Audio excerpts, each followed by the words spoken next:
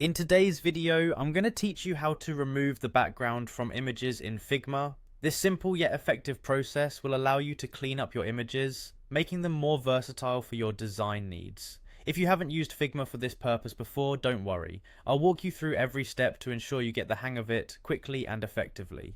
First, we need to start by opening Figma, the collaborative interface design tool widely used for its user-friendly features and powerful design capabilities. Head over to your browser and go to the official Figma website. Once it's loaded, the next step is to log in. On the top right of the screen, you'll see a login button. Click on that and enter your login credentials to access your projects and tools. After successfully logging in, you'll be taken to the Figma homepage. From here, click on Design to navigate to your workspace where all the magic happens. The design panel is where you'll be able to access your images and tools needed for removing backgrounds. Once you're in the design workspace, locate and click on the Action menu. This menu is your go-to for finding and applying plugins that help enhance your design workflow. It's at this point that you'll search for the Background Remover plugin.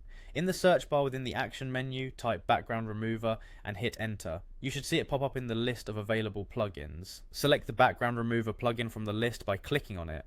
Once it's installed and ready to use, you simply need to apply it to your selected image. This plugin works efficiently to detect and remove backgrounds with just a click, allowing you to have a cleaner, isolated image to work with. Remember that the Background Remover plugin is a fantastic tool within Figma, especially for those needing quick, effective background elimination without needing to switch to another application. This technique not only saves time, but also keeps your workflow seamless within the Figma environment. If you run into any issues, make sure your plugin is up to date and that you refresh your Figma application to see if any improvements occur.